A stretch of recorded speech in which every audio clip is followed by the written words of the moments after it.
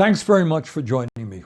In the midst of these crazy, unprecedented, and dangerous times, I want to say a few words about what I and other progressives have been up to recently. And frankly, it is a lot. First, some very good news. Just this last Thursday, Ana Lilia Mejia won a landslide victory to become the Congresswoman from the 11th District of New Jersey. Now, what was important about her victory is not just that Ana Lilia is a strong progressive, a grassroots organizer, and someone who played a major role in my 2020 presidential campaign. That's important. But what's more important is that the district she won was not considered to be particularly progressive. In other words, what Ana Lilia's victory showed is that at a time of massive income and wealth inequality and deep discontent with status quo politics, our progressive analysis and progressive vision is gaining more and more traction in all parts of our society. In other words, we can win anywhere. So let me just thank Ana Lilia for her great campaign and thank many of you for the support that you gave her. Another important development. Last Wednesday, I and other progressives in the Senate took a major step forward in reversing one of the ugliest and most dangerous aspects of American foreign policy. As many of you know, I have for several years been trying to stop our government from sending military aid to Israel, a nation which, under the leadership of right-wing extremist Benjamin Netanyahu, has committed genocide in Gaza, started an illegal and horrific war in Iran, and has been bombing civilian neighborhoods in Lebanon, should not be supported by U.S. tax dollars. Now, when we began this effort several years ago, the first resolution that I offered to stop U.S. military aid to Israel received only 11 votes in the Senate. The next resolution received 18 votes, followed by a resolution that won 27 votes. Last Wednesday, a resolution that I offered received 40 votes, over 80% of the Democratic caucus, an all-time high. We received no Republican support. The simple truth is that when working people are struggling to put food on the table and pay for housing and health care, they do not want billions of their hard-earned tax dollars to be spent on killing innocent people in the Middle East. And the Democratic establishment is, belatedly, to be sure, they are now catching on. Bottom line, we are making progress in this vitally important area, but much more needs to be done. We must continue pushing forward to stop these never-ending and illegal wars. We must end U.S. military aid to Israel. We are also making progress in another area of extraordinary consequence. Artificial intelligence and robotics are the most transformational technologies in the history of humanity. They are going to impact the lives of you and every other person in our country. And I got to tell you, Congress is way behind in terms of protecting the American people from the negative impacts these technologies will have.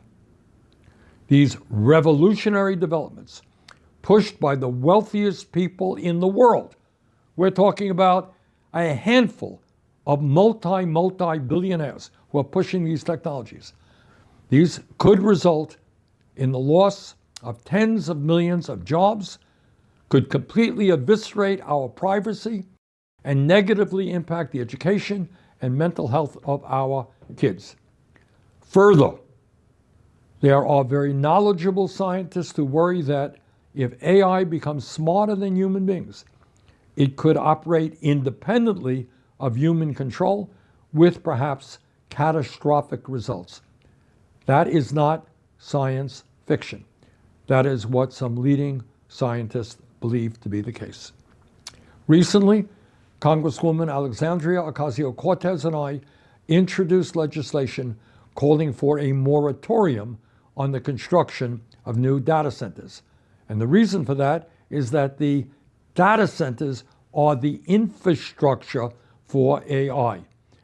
And our legislation imposes a moratorium until guidelines and regulations are established that protect workers and every American from the dangers of AI and robotics.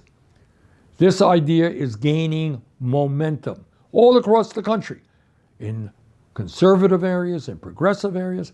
Local communities are voting down the construction of data centers, and many cities and states are now considering moratoriums. Just a few days ago, the state legislature in Maine became the first state in the nation to pass a moratorium to prevent the construction of data centers. Bottom line, the American people increasingly understand that these revolutionary technologies, AI and robotics, have got to improve life for all of us, not just make the richest people in the world even richer.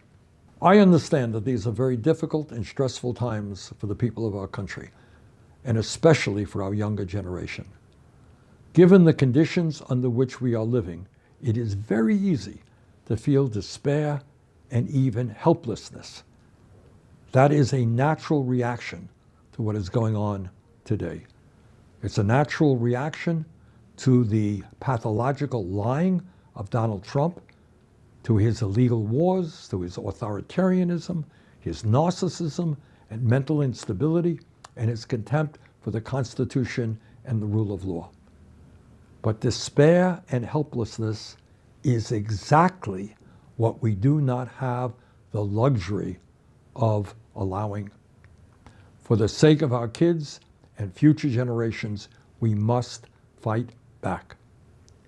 Further, I hope all of you understand that the agenda that we are fighting for is the agenda that the American people want. In the richest country in the history of the world, ordinary Americans understand that health care is a human right, not a privilege, that every worker is entitled to a decent standard of living and a secure retirement, that all of our kids should enjoy a world-class education without going into debt, that we must address the crisis of income and wealth inequality, and that the rich must start paying their fair share of taxes, among many other issues. And let me conclude by sharing some very positive developments. In case you haven't noticed, the resistance that together we have been mounting against Trumpism and oligarchy is succeeding on many, many fronts. Trump's poll numbers are plummeting. The American people are catching on to the fraud that he is. And there is a very real likelihood that Democrats will gain control over the House in the 2026 elections, and a growing possibility that Democrats may even win the Senate. Further, our progressive movement is expanding. A number of strong progressives running for the Senate and the House have excellent chances of winning. And in the next few months, I look forward to campaigning with some of these great candidates in Michigan, Ohio, Minnesota, Maine, and elsewhere. Thank you all very much for what you do. What you know and I know is that real change never takes place from the top on down. It is always from the bottom on up through grassroots activism.